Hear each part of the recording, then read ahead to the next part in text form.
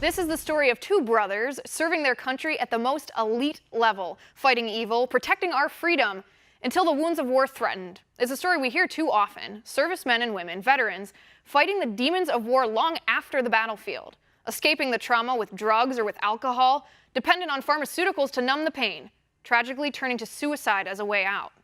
So what can we do? These two brothers, the men and women who serve our nation, give their all, write a blank check to America up to and including their lives. Yet they're bled drop by drop, suffering from post-traumatic stress and traumatic brain injuries with nowhere to turn. Until now. Take a look. My name is Adam Marr, and I'm a former Special Forces Green Beret. My specialty was explosives, demolitions, and so that had me in and around countless explosions through the entirety of my career. What that resulted in was a medical retirement from what we now know were multiple traumatic brain injuries. Joining me now is CEO of Warrior Angels Foundation, Special Forces Green Beret Adam Marr, and former Army Apache helicopter pilot and co-founder of Warrior Angels Foundation, Adam Marr. Gentlemen, good to see you. Hey Liz, thanks for having us on. Good to be here. Of course, thanks for being here. All right, let's start at the beginning of this story. Let's start with your military service. So Andrew first, then Adam. Tell me, how long did you each serve? Well, we were both started in the Army in 2006 through different paths, and I was medically retired in 2015, so about 9 years in Special Forces, and Adam can tell you about his. Yep, we both came in the Army about the same time. Andrew went the Special Forces route, and then I went the helicopter route.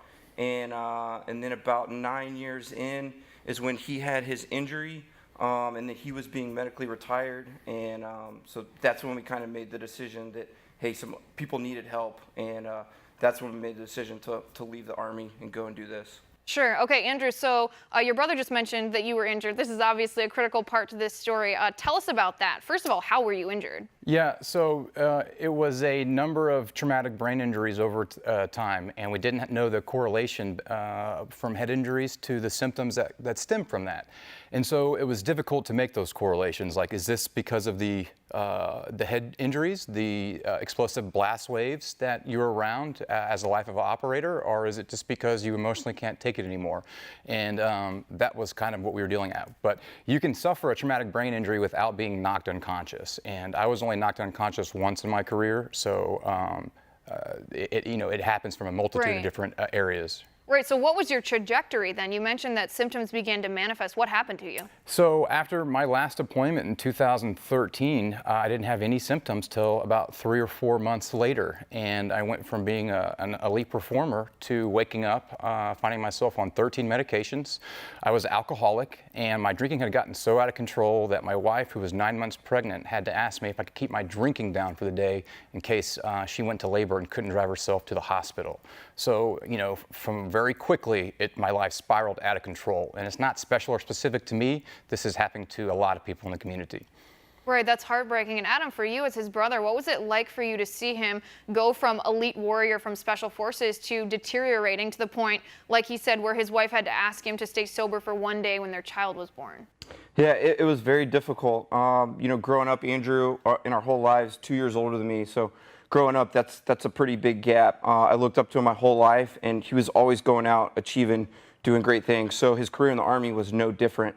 To see him go from the pinnacle of success down to the trenches of despair, it was very foreign to me. It was hard to understand. I thought, man, he's just going off the deep end. He needs to get it together. I remember specifically when the full force of everything he was dealing with hit me, because he called me up on the phone and was like, I answered it. I said, hey man, how's it going? How you doing? And I just hear sobbing on the other end of the phone. And that concerned me greatly, because I was like, all right, who died? What's going on? This is a guy I haven't seen cry since he was, 8 years old and I was 6 years old, for all intents and purposes. So I was, just speechless. Didn't know what to do, didn't know where to turn. He came back from his deployment with, all his limbs. And that's the difficult part about it, right? Is that it's invisible. You can't see it, even with the imaging that we do in the brain. We can't see the inflammation that's built up that's causing these problems. So, it is a hard thing to grasp, even for the individual, much less the family member. And that's Right, where it was and you at. mentioned that you were on 13 medications, so clearly doctors were just giving you things to try to numb the pain, the same that I mentioned in the introduction. So what did you do? At this point, Adam, that he'd called you sobbing, that you knew that this medication route was not working, Andrew, that you knew you had to get help. What did you do? You felt hopeless. Where do you turn? Yeah, we went looking for answers outside the system, and that led us to a top neuroendocrinologist at the Millennium Health Centers in Encino, California, Dr. Gordon. And he is able to run an objective blood test to find out if somebody's deficient in these important chemicals that are produced in the brain called neurosteroids. And that is a result of head trauma. So when you have head trauma, you have the swelling of the brain, and that will make somebody become deficient or insufficient in these. And so if you become deficient or insufficient, and we can identify that and then replace or replenish those hormones back to physiological levels, people get better. And that's in the scientific literature. That's shown in the clinical application through 1,300 cases, 120 of which the Warrior Angels Foundation has helped veterans come back to life. And so Liz, again, before he got better, before that point where we said, okay, we're going to go out and we're going to try and find the answers that we're not getting. Like, this is a guy that was very robotic in his mannerisms. His personality, like everything he was before, was gone, and that's because parts of the brain were turned off. He was a shell of the person he was. And so through that, you know, 2 years ago, I was having panic attacks. I couldn't go out in public. I had crying spells. I got such bad blurry vision that went to double vision that had all kinds of balance issues. Quality of life was zero. And so what's important we're able to show here, Liz, is we can take the veterans where they're at, and they can go from no quality of life to having quality of life. Without the VA, without the government, we figured out a way to bring world-class care to the veteran without any red tape and bureaucracy. Right, it's miraculous. Just sitting here listening to this, I get the chills listening to your story because look at you now. Right. It's amazing. It's remarkable. So tell me though, for veterans who may be listening, who know someone or themselves are suffering from the same things that you've been suffering, what's the first step? Where do they go? How does this treatment work? I challenge everybody out there to do two things. One, if you're affected by these symptoms of traumatic brain injury and post-traumatic stress, raise your hand and say, I need to get help. I need to get something going, get the ball rolling. Step two would be to come to our website, waftbi.org. We have a plethora of information. If you want to get involved, we have a plethora of information for you to get involved. We run off charitable contributions, but most importantly, for the veteran or service member out there, you can find out all the information. You can fill out our information to receive support, and we will support you.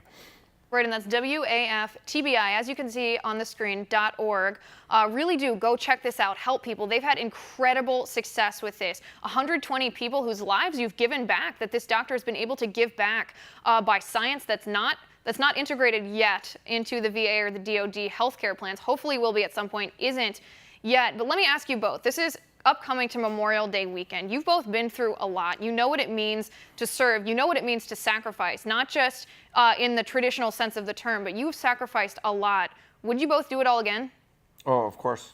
It's the best decision I've ever made. Without a doubt. We believe in doing the right thing, not for promise of reward or for fear of punishment, but because it's the right thing to do. Serving was the right thing to do. We didn't do it for a pat on the back or for a ticker tape parade. It was what we needed to do. And if we hadn't done it, if you hadn't had the injuries that you had, if we hadn't found the solutions that we found, we wouldn't be here today with an answer and an ability to help everybody else out there that's struggling with the same things. Absolutely. And it's not just, it's so much wider than the veteran community. It's the NFL, it's extreme sports, it's general day-to-day. So right now we're affecting where we can, and that's the veteran populace because they're hurting, they need this, so yeah. Right, and I know you say you're not looking for glory, and the better part of valor is discretion, but in my book, you both are heroes, you both are wonderful, your story is remarkable. Andrew Marr, Adam Marr, Warrior Angels Foundation, thank you both for being here, and thank you for your service to our nation. Thank you, Liz. Thank you very much, Liz.